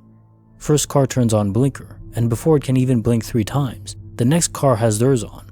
What was weird is that all the blinkers synced up perfectly, and then we all stopped laughing. We're still following. We take a side road that goes who the hell knows where. The music is turned down, and now we're discussing just turning around. The feeling in the air was just ominous, quite suddenly. We follow them for another mile, with all their blinkers still synced up perfectly, and they begin driving up this, not a hill, but a very large constructed, almost sand dune looking thing. This was a time where the land was being dug up to make a river or something. I stopped the car. I decided this is all just too weird and we don't want to see what's on the hill, with this weird fucking circus of clown cars with all their blinkers going. We turn around and begin going the way we came from, which is still miles and miles of nothing. No streetlights, no house lights, not even lines for lanes in the road. The miles tick by and our mood lightens. We start laughing and playing music again. As a joke, I flick off my high beams because I'm an idiot. My girlfriend finally has enough and yells to turn the lights back on. The first thing we see is a very large old clawfoot bathtub directly blocking our path, taking up what would be 2 lanes of road. That tub wasn't there the first time we drove out, and there was only one way in or out for us to get where we were going. We get out of the car. Nothing is funny anymore. We move the tub with a lot of effort off the road. If a car hit it, it would be an absolute disaster. We all got home safely, but were those animal masked people baiting us? Did they purposefully just wait for people to find them and then have someone place the tub there? And the blinker synchronization was just so odd, along with this giant-like hill those cars were so swiftly driving up. Case notes, file number 158. This just screams of either a cult or just an organized kidnapping scheme. That kind of synchronization on their blinker lights is actually no joke. Give it a try. Try coordinating anything, even with a group of friends you've known for a long time. It's hard. It takes intense, dedicated practice. So that's a small detail that means a lot. As for the bathtub, my guess is there was a group behind you that planted it there, and probably had more than one to guarantee you couldn't escape in time. The fact you turned around when you did wasn't part of the scheme. Well, that's my guess anyways.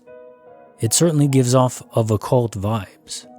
There are crazy people out there, so I'm glad you guys were safe after all. Case file number 159, written by Fool Temptress. A dog in great hunger with a dash of vanishment. I have several small dogs. They all get fed in the master bathroom at home.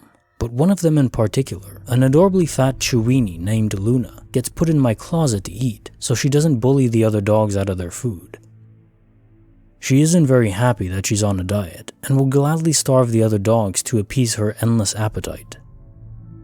One morning when I went to put her carefully measured kibble into her bowl, which again is in the closet, she was there, eagerly dancing around my legs, but I noticed that her dog bowl was gone. Thinking maybe she moved it from its usual spot after I fed her the night before, I looked everywhere in the closet, under the low-hanging clothes, anywhere she might have hidden it. Nothing. It was just gone. Having no other choice at the moment, since Luna would be most distressed if there was even a slight delay in her getting her breakfast, I put her kibble on the carpet in the closet so she could still eat now, and made a mental note to get her another bowl. Doggy dinner time rolls around. I have a new bowl and another carefully measured scoop of kibble. I open the closet to feed her, And there is her dog bowl. The original one. Exactly where it usually is, where it's supposed to be. Like it hadn't just returned from some otherworldly jaunt. While admittedly, this is minor compared to some of the posts on here, this sort of thing is happening a lot since I moved into my current property. Things are constantly disappearing, although not all of them reappear. I know where I live to be Native American territory, and I just discovered I'm near a ley line. Maybe that's why? Case notes, file number 159. So of course my first thought as I was reading this is that Luna just hid the bowl spectacularly well. But it doesn't really make sense since you checked thoroughly, and the bowl was back in place later on, exactly where it's supposed to be. It wouldn't be a typical dog behavior to just hide it and then bring it back exactly where it's supposed to be. This is cool though, it's in my wheelhouse of glitches. For that reason, vanishing objects are fascinating to me, especially when they return. I'm still waiting for my damn ball to fall back to Earth from wherever it went. Case file number 160, written by Defeola, 18. An uncomfortable cap, not even perceived for hours. This isn't as crazy or profound as most posts here, but still, I feel like sharing it since this is the first experience of this nature I've had in, well, over a decade. Yesterday morning I went kayak fishing for several hours.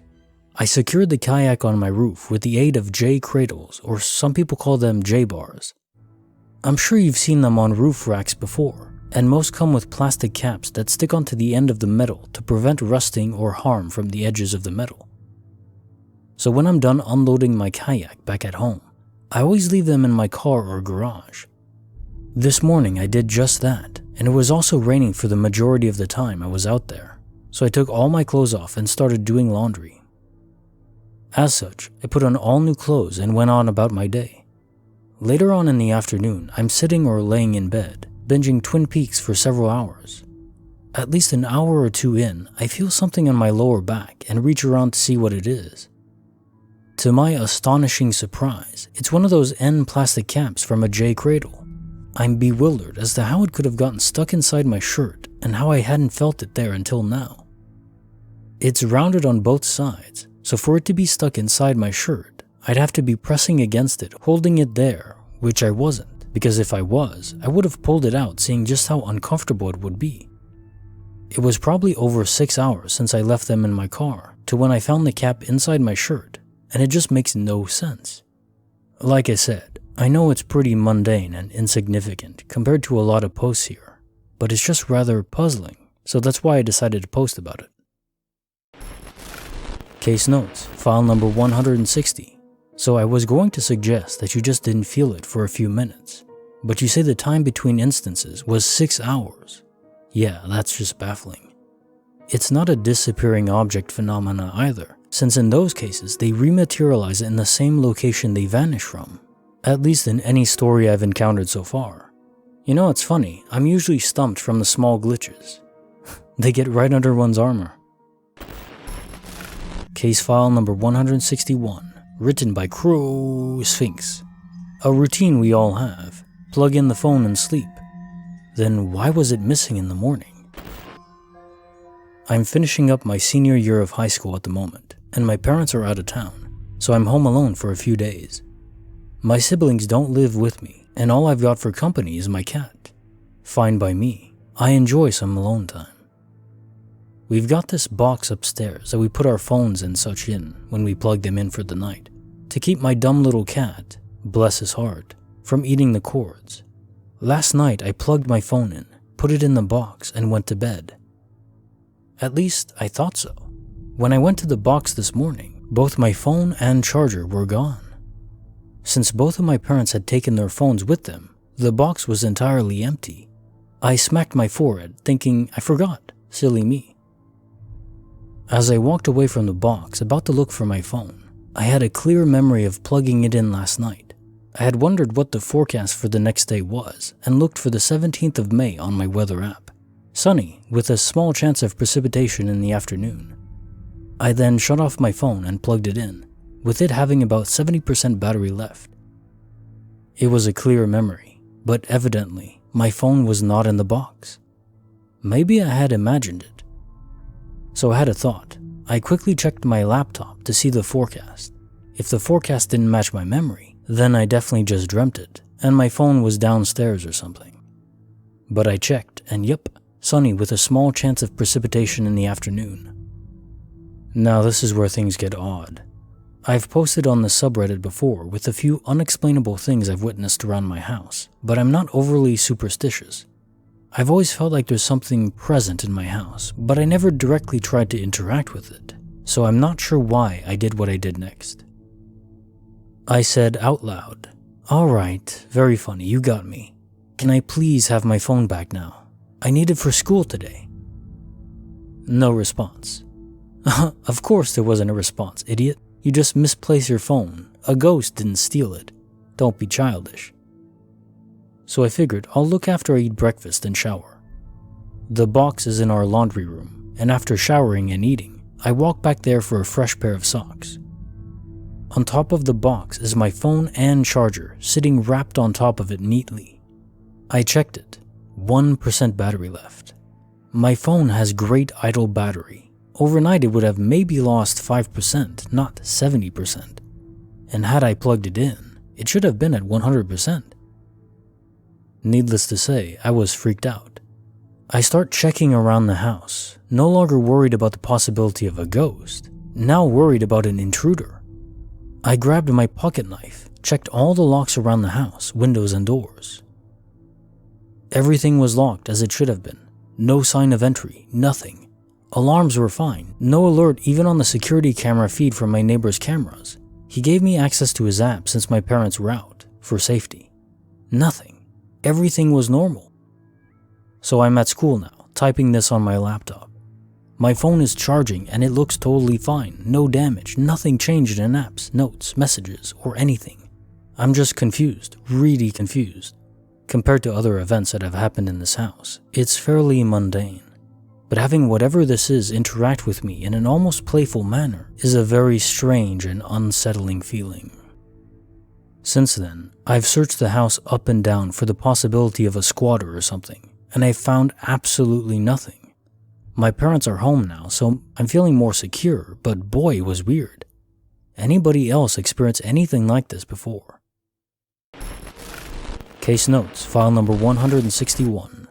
So this loosely connects to another story that I remember now, where the man was trekking through the rainforest and he lost consciousness. Then he appeared 45 minutes later in a hut far from his group, and his group was large, like 30 people. The reason I bring it up, his phone also was without charge, or rather, it was heavily drained. In the period of time, it just didn't make sense. So in your case, was it spirits? Honestly, I don't think so, because I've never heard of spirits draining a phone battery. Could one even properly hold a phone, use it? And you said you checked everywhere. I hope so. If there's anywhere in your home that someone could be hiding out in, well, I hope you got your parents to check it out for you. That's the only thing that comes to mind, of course. And like in your mind too, you thought, oh, it must be a squatter. But yeah, I guess if it is a spirit, they just want to check Facebook or something. I mean, hell, if I was a spirit, I would still want to use the internet. Come on, it's 2021. You got to get your Netflix in. You know, tonight I think I'll watch Ghostbusters. Oh yeah, if there's something strange in the neighborhood, who are you gonna call? Case file number 162, written by Fast Prophet 2212. Her cat was beckoned by something not of this world. So I'm laying in bed right now and my cat is sat on the windowsill. I was playing on my phone like I am now, and I heard someone walk past my bedroom door, but thought nothing of it as it's an old building and sometimes it sounds like people walking around, shuffling or creaking even though the hallway is carpet.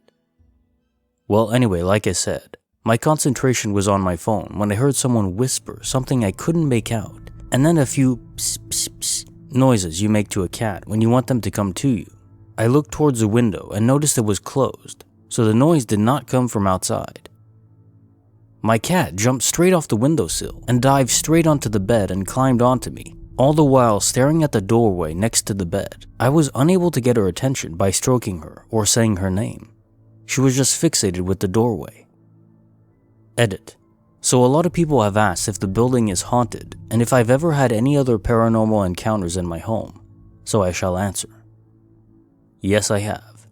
There is a spooky part of the hallway that is always darker than the other parts near the bathroom door, where I feel like I'm being watched when I either go to or from the bathroom.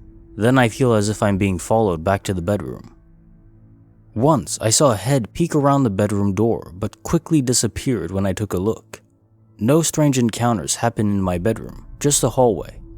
Also, sitting in the living room, you can see into the kitchen, and out of the corner of our eyes, both me and my partner have said it looks like someone walked past on several occasions. Our cat is mainly a chilled out cat, but sometimes goes absolutely bonkers running around the flat, bouncing off the walls as if she's been chased. It is a very old town I live in, with a lot of buildings dating back to the 1800s, maybe even earlier. The downstairs used to be a shop. I don't know what shop, but it used to be because the outside looks exactly like the other shops on the road, but ours have been redesigned to be a 5-flat building. We have a little gated community with all the front doors round at the back. It's in England, Cheshire. I've been having a few strange dreams at the moment, and my partner keeps having dreams of her friend that passed away 3 years ago. I've tried to look online about the history of the street we live on, but I've found nothing. Same with the building. Case notes, file number 162. There's actually a lot of lore fixated on cats, especially Egyptian. There's some biological logic to it as well. For hunting purposes, their senses are elevated far beyond our own, or even of most other animals. Perhaps even in ways we haven't fully appreciated yet. I'm also wondering if all paranormal encounters focusing around spirits, if they all involve an actual full-fledged spirit, or if it's just a pool of energy from faint spirits, not exactly conscious, but still leaking through and weakly manifesting in our realm.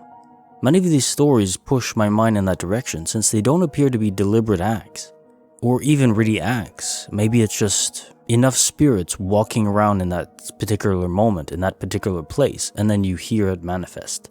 So it's not the ghost trying to do anything to alarm you, they're just there in sufficient quantity. It's almost like sparks from charged atmosphere, creating lightning. Something like that, only less destructive.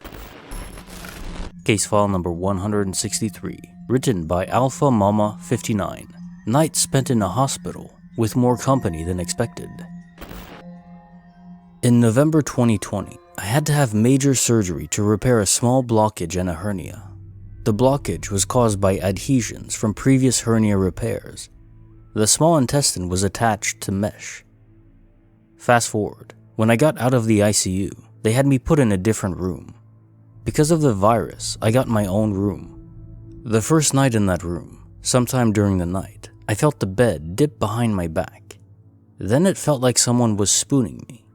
When I looked over my shoulder, no one was there. Since I was on some heavy-duty pain medicine, I just went back to sleep. A little later, I had to get up and go pee. After having the nurse help me out of bed, she left and I continued to the bathroom. But I felt a presence with me, although I was still kind of out of it, so I told it to please leave because I didn't feel like dealing with it.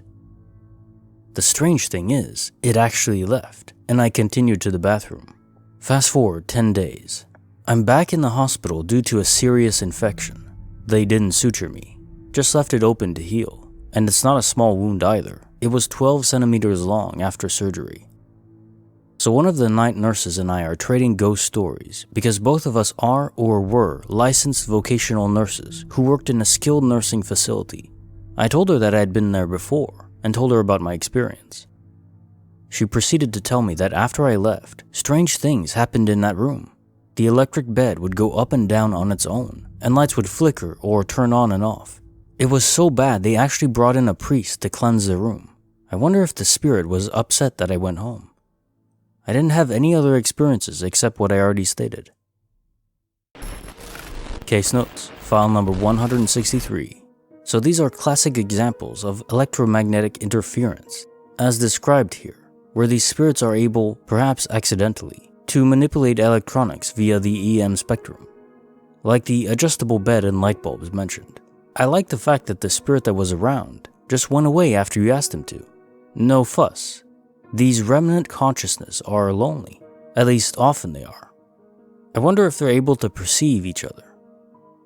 The author responded to my comment, saying, I think it would depend on how alert they were at the time of death.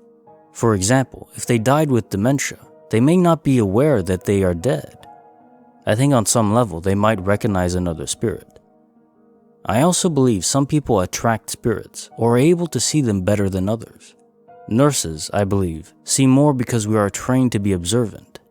I used to work in a skilled nursing facility on a graveyard shift. I've seen, heard, and smelt things I couldn't explain. Case file number 164, written by Apple Doom. Between the wall and her bed, a black hole that never lets go.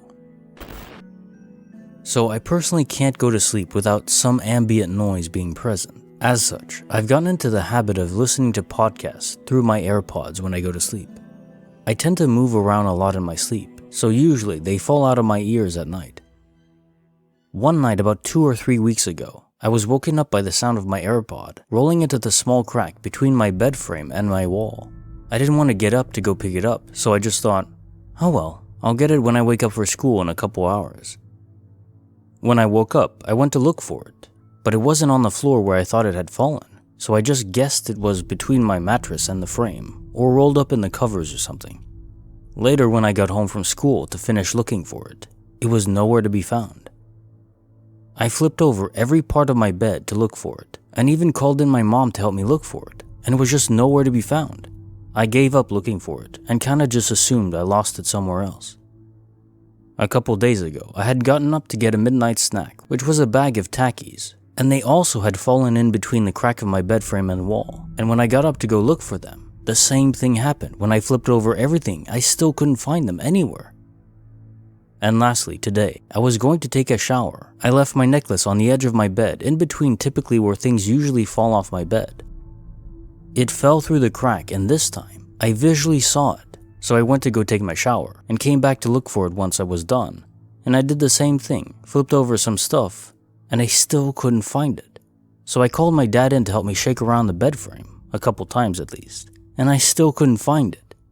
So this marks a total of 3 things that have been lost in the exact same place. Case notes, file number 164. It's likely a disappearing object phenomena. My guess is these objects will eventually reappear. The only problem is, timing is impossible to predict. And for some reason, my mind also goes to the possibility of a cursed object, maybe the bed frame. Could be nothing, but do you know where you got the frame from? The author responded to my comment saying, I don't know where the frame is from, my parents bought it for me. But the objects did reappear, both happened to be near sinks and walls. My AirPod was behind where my toilet is on the floor next to my shower, and my necklace appeared in my jewelry box. I feel like I'm going crazy. I know for a fact both objects fell through the crack. Still no chips though. And I responded briefly saying, don't worry, you're definitely not crazy, at least not by my standards, because I've had an object disappear basically right from my hand, impossibly, and just never had it return. Anyways, I'm glad that you got your necklace back at least. Case file number 165, written by Kupoa Dude. Dad's home. We all hear him. Wait, where is he? Where did he go? This happened 15 years ago. My dad usually finished work at 5 p.m., but this night it was really busy and he rang to say he probably wouldn't be home until about 9 p.m. I was inside our living room watching a football match with our dog, rest in peace Jessie, snuggled up on the couch. My sister was in the kitchen doing her homework.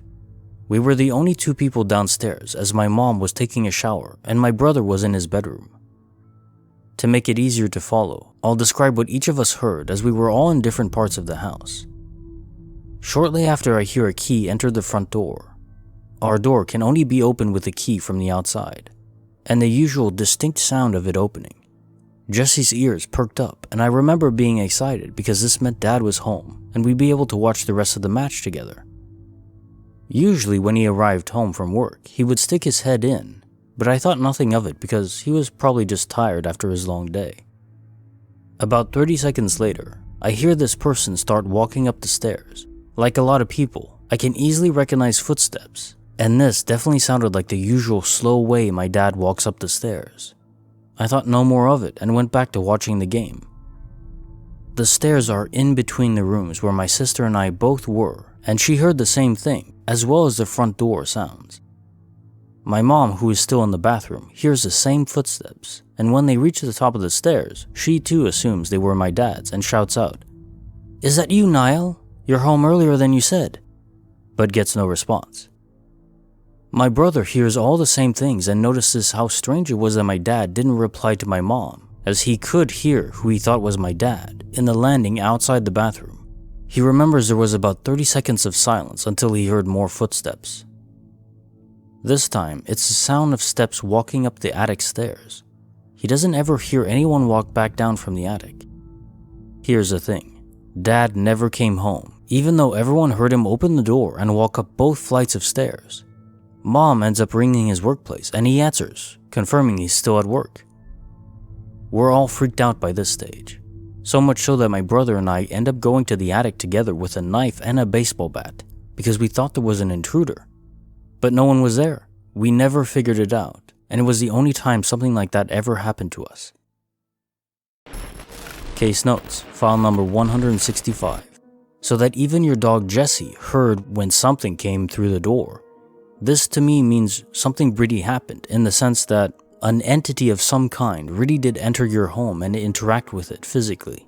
The door, the weight pressed against the stairs, the fact it even had the cadence of your father is the weird part. It's not just some intruder that somehow burgled into a home and then paused for 30 seconds at weird intervals, and then went upstairs in the attic and vanished without doing anything or stealing anything. No. And it's not just a random spirit manifesting, because this one, whatever it was, interacted physically and even had weight to him. Even when spirits manifest in a way that appears concrete, they don't really have any gravitas to them. It's still just a facsimile, not the real thing. Your father, fully alive, was somehow duplicated in some way, and then that duplication just vanished. Honestly, I have no real explanation that makes any sense. Case file number 166, written by Chinky Mac. A kid and his show make a brief return in the dead of night. So this happened to both my husband and I. Some backstory. My 8-year-old son just recently started sleeping in his own room, which is across the master bedroom. To get him used to it, we leave his door and our door open with the hallway light on so we can hear everything from his room. That night, he watched the TV show Jessie before going to bed. My husband and I can clearly hear it, and he turned it off around 9:30 p.m., yelled his goodnights and I love yous, and went to bed. I woke up, and I guess it's what woke me up, to the sound of Jessie playing, like somebody's watching TV. It was only for a few seconds though, then the sound of it was gone. So I wasn't sure if I dreamt it or imagined it, because I'm pretty sure I was still half asleep. I checked my phone, and it was around 4 a.m. I just laid there for a few seconds, processing everything, when my husband woke up beside me, and I said to him, "I woke up and I thought I heard Jessie." And he says, "Yeah, it's Jessie, I heard it too. I think it's what woke me up." So my husband got up to check my son's room, and of course the TV was off. All TVs were off in the house. It's just so random, and yet we have no explanation as to why we both heard it. I mean, if it was just him or me, we could have chalked it up to a waking dream. Case notes, file number 166. So I read the comment here asking if perhaps your son was bored and tried to watch TV for a few seconds. At 4 a.m. though, it seems unlikely. But you said that your son says he never turned it on, and that he was scared, and that if he was scared, he'd just come to your room. He's only 8, so that's not unusual. What does strike me as odd is it's 4 a.m. I wouldn't expect any 8-year-old to wake up that early, switch the TV on for a few seconds, then off, then lie to his parents about it. It could happen, just not what I would have done. To the realm of the unusual, it could be a spirit accidentally triggering the TV. Electrical devices often go haywire near them, even without their input. Case file number 167, written by Loki the Coyote. A new farmhouse and a family moving in, only they don't see us there. Some friends and I used to drink in this really old, abandoned, dilapidated farmhouse that was about a half-hour walk out of our hometown, Coaldale, Alberta, Canada. It was a place we could drink and chill at night and not have to worry about cops and stuff like that, although the house itself was a bit dangerous. It was just about ready to collapse for sure. We always sat on the top floor as it had the least amount of debris and had a nice wide open area where we could all sit in a circle. We'd bring a flashlight, but would turn it off once we got to our little area upstairs, just in case someone happened to drive by and notice something suspicious might be happening. Although not even once did a car drive by, ever, on any night we were there. If they did, it would be very noticeable. It was miles away from any light sources and was dead quiet other than the crickets chirping. Anywho, one night, pretty sure it was a Saturday, probably around 2 or 3 a.m. A group of 7 or 8 of us, we hear the door open and some chatter. We were like, oh crap, and quickly hid our booze, sat as still and quiet as we could and hoped they didn't come upstairs. But they did, and this is where it got weird. Although it was dark with no lights, we could easily see each other across the room because of the moon and starlight. This Hutterite family, they're sort of like Amish folk, all basically wear the same style clothes and live in colonies and farms and stuff like that, comes walking up the stairs. They were chatting to each other, but it wasn't in English. I think it might have been German, but I really can't say. Except the 2 little girls, I'd guess around 6 or 7, they were speaking in English to each other. They come into our open room and started looking around. We were crapping our pants at this point. There was no way in hell they wouldn't be able to see us all just sitting there in a circle. But they didn't. They would look right at you, but through you, like we didn't even exist. At one point, one of the little girls was standing right in front of me, said excitedly, "This is going to be my room." We were all just sitting there, frozen solid, looking at each other like, is this really happening? They continued to kind of just walk around and look at stuff. It seemed like they were checking out a new house they were going to move into or something. But if you saw the state of the house, you'd know 100% that was not the case. It was far beyond any possibility of repair, and it was also 3 a.m. on a Sunday. So they walked around for about 10 minutes just chatting away, seemingly completely oblivious to us. And again, there is no way they couldn't see us. But finally, they walked back downstairs. We heard the door open and shut, and silence. No vehicle driving away, nothing. Just crickets. We were all like, what the hell did that just happen? Where the hell did they even go? A few of us decided to investigate. We go down the stairs with our trusty flashlight, go outside, and there's nothing, no vehicle, no tire tracks in the gravel, no people, no vehicle driving away, just nothing at all. This wasn't even a minute after we heard the door shut. If they were on foot, they wouldn't have made it far. If they were driving, we would have seen or heard the vehicle pull up and also drive away, as this was flat, open, prairie grassland. You can see for miles in any direction. We would have been able to see them walking or driving away without a doubt. Key points that make this event very strange. This house was miles away from any other house. There was no vehicle. It was like we weren't even there.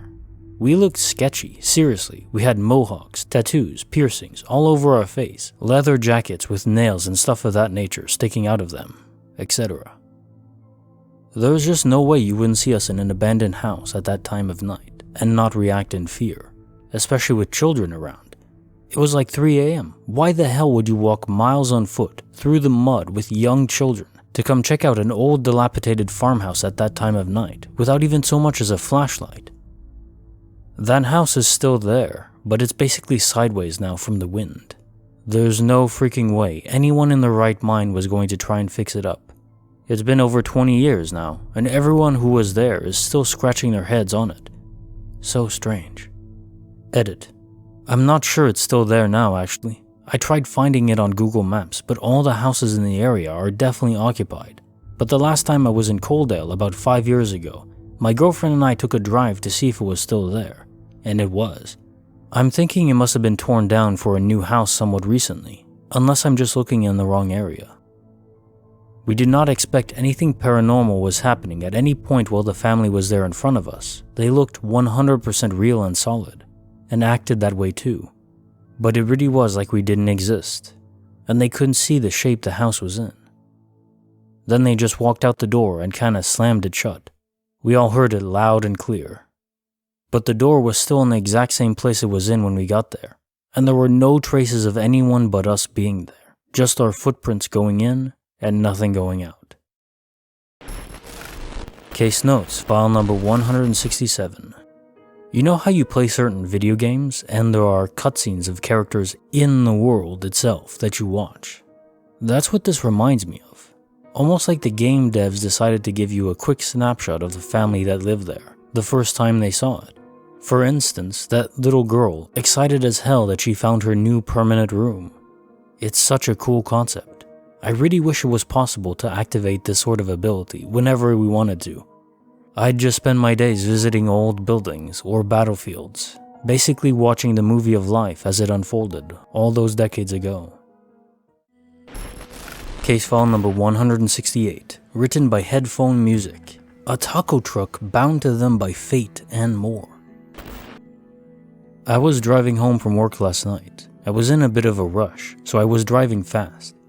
I was hurling down the freeway at 85 miles per hour, windows half down, the stereo singing to me, and yellow sunlight warming my surroundings. The road was irregularly desolate, as there were no other vehicles near me, an odd theme for 5 p.m. on Monday evening. Typically, there is a steady flow of traffic at rush hour. The car closest to me was about 100 yards or so ahead of me. There were no other vehicles to either side of me or behind me. As I approached the appropriate exit to bring me home, I threw on my turn signal. I scoped out my mirrors and did a full head check to my rear left. The coast was clear, and I proceeded to hop into the left lane. Halfway through the execution, I realized that I was neck and neck with a box truck. I was flying down the freeway at nearly 90 miles per hour, and I was merging into a vehicle 5 times the size of mine. At this moment, time seemed to almost stand still. As I made eye contact with the other driver, I read the panic on his face. My eyes scanned the rest of the vehicle as I braced for impact. I was able to make out the logo on the side of the truck. It read, Don Pancho Tortillas. My knuckles glared white as I clamped my grip. My shoulders stiffened as I flexed my back. My brow scrunched and my eyes squinted as I clenched my face. At that point, I heard what I can only explain as the beginning sound of a collision. A sharp noise of clashing metal, yet only briefly. The sound ended almost as soon as it began. As I relaxed my grip and unsquinted my eyes, I regained focus. There was no box truck. There was no collision. I was in the left lane unscathed. Happy to be alive and a bit vexed, I pulled over to evaluate the situation. I had no explanation. I was just happy to be alive, happy to go home to my family. Later that evening, my wife and I decided to take the family on a walk. I was putting our 6-month-old baby into the stroller, standing in the open doorway leading outside. As I was buckling the baby in, my Siberian husky, Luna, darted between my legs and outside. My neighbor, Steve, was standing in his front yard with a friend directly across the street. Luna, being the cuddly wolf that she is, decided that she needed to go say hi to Steve. I quickly calculated the recipe for disaster that was to unfold right in front of my eyes. Luna began to sprint down our driveway towards Steve and company. My house obstructed the view of the road from my vantage point, but the faces on Steve and his pal illustrated the danger that was coming. The familiar slowing of time that occurred earlier in the evening was back. As Luna came within a few feet of the road, the approaching truck began to join with my line of sight. The angle of pursuit was on course with an imminent collision. I glanced at Steve and his guest as they both frantically waved their arms and yelled for Luna to stop. At this point, Luna was halfway in the road and the truck was about to make impact. Steve and his friend both grimaced and looked away as to not see the horror that was about to occur. I also closed my eyes. I was certain that when I opened my eyes, my beautiful Luna would be deceased. Thank God, somehow she survived. She made it across the street to Steve's yard. She was absolutely shook, but uninjured. She was laying on her back while howling and crying in Steve's yard. She refused to get up for several minutes. She came to eventually, and we went home. For the rest of the evening, she was extremely affectionate and refused to leave my side. This morning, I was rethinking the situation over and over in my head. I decided to have a look at the footage from my Ring camera. There was a car parked in my driveway that was blocking my view of the dog, but when the truck came into the field of vision, it clearly read Don Pancho Tortilla. Case notes, file number 168. There appear to be 3 glitches in this. The first one is time slowing down. To this though, one can simply attribute it to a flood of adrenaline. It's known that in extreme dangerous situations, people can exhibit both superhuman strength and reflexes. Our brains basically hypercharge themselves and our bodies, but this can cause damage, which is why we don't maintain this level all the time. Then there's the fact that you crashed into that truck. You even momentarily felt it happening, heard it, and then it never happened. This could be quantum immortality. Could very well be that you crossed over at that moment into a parallel universe. Which in a way is cool. I haven't read a story about quantum immortality in a while. And finally, the fact the same truck that may have killed you in the original reality somehow found its way down your road later that same day.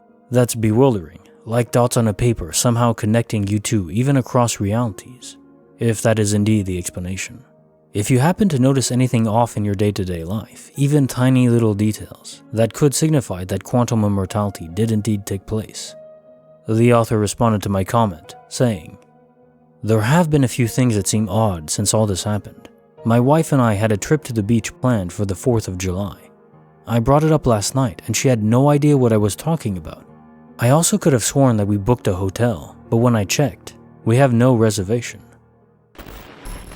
Case file number 169, written by Anonymous. A late evening drive with an out-of-world twist. I was driving to a friend's house around 9 p.m. tonight. It's only about a 10-minute drive, but I noticed something weird after about a minute of driving. There were no streetlights on that portion of street. I thought they must have just been turned off or something, but these 5 or so streetlights on that portion are a fairly new addition to the road. My car has a squeaking noise that I'm trying to find and can't figure out, and I noticed that the sound wasn't happening anymore. I also was thinking how quiet it was sounding, and I realized my tires were not making any noise. My window was down. I have mud tires as of last summer, which make a distinctive rumbling or whir sound while driving, but the tires I had before these made no noise. At this point, I thought that something strange was going on, and when I pulled up to the next stoplight, I looked at the funeral home across the street and noticed that they had all flowering bushes in front of the building, rather than the newly made parking spots. This light also just didn't change from red to green for about 3 minutes, and with no other cars around this whole time, I just drove through the intersection because I thought it just wouldn't be changing anytime soon. These changes I noticed are indicative of what my drive to my friend's house would have been about 3 to 5 years ago.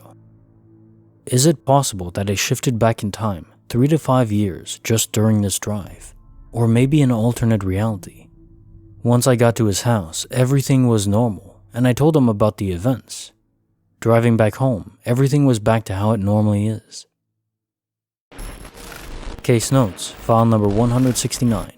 I think it's us that you traveled to the past without a retrofitted DeLorean, more that your perception was aware of that timeline. Perhaps it was a perception of another parallel universe. If the theory is true, many of them are overlapping with our own. Out of phase, in a sense, would be a good descriptor. I know I'd love to hit up the past, even just to see what my old high school looked like, through the lens of my current personality. Case file number 170, written by Catgirl330. It's just a water bottle, but now it's gone. A few nights ago, at bedtime, my 45 female, 3 kids, and I came up to get them ready for bed. I first came into my bedroom to put down an armful of things, including a large half-full smart water bottle. I always bring up a bottle of water to drink during the evening, and I always bring it to my nightstand and set it on this little tile coaster that is on my nightstand. I didn't leave the room, but continued to sort things around the room for a few minutes, and I remember looking at my nightstand at one point to see if I put my phone down there and seeing the water bottle on the coaster at the same time. My son, 10, came in the room and hopped up on the bed to chat. He was lounging there as we chatted about what was going on the next day at school for him. I had to leave the room and he came with me to check on my youngest daughter. Then he followed me back in and hopped back up, and now was lying with his head up on the pillows. We continued talking, and at one point when I said he should start getting ready for bed, he said, "What time is it?" And we both looked at the time on my digital clock on my nightstand. Now in hindsight, I recall that when we looked at the clock, the nightstand looked open and clear. The clock was visible, as in no water bottle blocking it, as the coaster is right in front of it. As we continued to chat for another 30 seconds, my mind was also processing the thought that I then spoke out loud. I said, "Hey, where's my water bottle?" I started to look around for it, and my son is a helpful kid, so he started looking for it too. We checked the other dresser tops, the floor in front of the nightstand, my bathroom counter. Nope. So I said, maybe I took it to drink with me when I checked on my daughter. We then checked all surfaces in the other 3 bedrooms, including my oldest, whose room I hadn't been in yet. It was just gone. I can be absent-minded, but I really didn't understand what happened. I was sure I didn't move it. A minute later, I said, I'm going to check my bedroom again. Lo and behold, I walk in and the water bottle is sitting on the coaster in front of my clock again, exactly where I'd left it the first time. For such a small thing, this was really unsettling. I called my son in and said, "Look, I came in and my water bottle's here." He came in, was surprised and confused like me, and we talked about it. How could it be there? Etc. He even noted that when he was lying on the bed, he could see the clock clearly when he checked the time, which verified to him that it wasn't there because he said he would have had to look around it. And I had put my pink-colored flavoring in it, the individual packets of strawberry lemonade mix type, so it is pretty noticeable to see, not just transparent water that would simply bend the clock numbers behind it, but also with a pink hue to it. So we really couldn't explain it. Against my own knowledge of what I knew to be true, I even asked him if he moved it as a joke. He denied it wholeheartedly, and I knew this was true because he had been right with me as I left the room and searched everywhere else, and there was no way he could have ran in front of me back to my room to replace it without me seeing. It's just one little hallway. Also, my son is a sensitive kid who does not like pranks played on him, and he doesn't pull them on others for that very reason. So that's the story. I still don't understand what happened, and although it's a small thing, it's really bugging me. I have read about this on here more and more, and it's just the weirdest thing. Case notes, file number 170. So it's an even more pronounced glitch, since you had a cute witness with you. It is crazy, isn't it? There are too many items that vanish for this to not be a real phenomena. I like to attribute it to items being noted into the simulation after they're assembled. But then the computer processing this simulation hitches and forgets the index of that item momentarily, so it phases out until the computer corrects the mistake. Something like that. We're just players who witness these glitches. Case file number 171, written by Little Wine Mom. Elevator, Destination Oblivion. Last night, my friend, we will call him George, and I went outside George's apartment complex to pick up our DoorDash order. We ended up getting downstairs and outside early because the app warned us way in advance of his arrival, so we decided to just sit on the bench and have a cigarette until the driver got there. Meanwhile, 2 frat boy looking guys walk into the building talking and laughing while hustling some liquor inside. I briefly made eye contact with one of the guys when a cicada clicked and squawked in the dude's face while walking in, and we both laughed. About 1 minute later, after these guys walk in, a decent amount of time, our driver arrived with our order. We gathered our things, then headed inside. As we walked in and up to the elevators, which are in plain sight in front of you, I saw on the left elevator that it was about to fully shut, but I saw 2 legs from the boy I made eye contact with before, standing in there. George quickly pressed the elevator button as soon as it shut to catch the elevator ride with those 2 guys, but when it opened, there was no one in there. Now hold up, I know you're probably thinking, well, the elevator probably just left and another one came right after, right? Well, here's where you're wrong and why me and my friend are so freaked out. As soon as we realized there was no one in the elevator, George and I looked at each other and at the same time just went, "What?" Immediately, we're trying to explain this away. There must have been another cart. But we were on the ground floor and no other floor or garage level below. And if their elevator cart had already left, the other elevator to our right would have opened instead of the one the dude had just been standing in. We got into the elevator and didn't press any other buttons, and then attempted to open the elevator door that was behind the car to see if the garage level opened. But after about 10 rapid presses and waiting, that door never opened either. So there's absolutely no way this one dude, or two of them, were in there, and we just didn't see the second one, could leave that elevator cart within a split second between the door being shut and us clicking the button to open it back up. There's nowhere to go. Case notes, file number 171. Elevators are very strange. There have been many oddities reported in at least 5 different experiences that I've read in the last year alone. One I remember was a young girl that took an elevator to a floor, the floor she was staying on, but the person in the room that was hers wasn't her parents. It was an old lady. Eventually her mom found her, but it turns out she was missing for half an hour. They even had cameras showing her going in the elevator, but never coming out in any other floor in that time frame. I have no explanation for why elevators would cause this effect. They're just boxes moving up and down. I guess our own little Schrodinger's cat boxes. If you enjoyed these stories, give the video a like.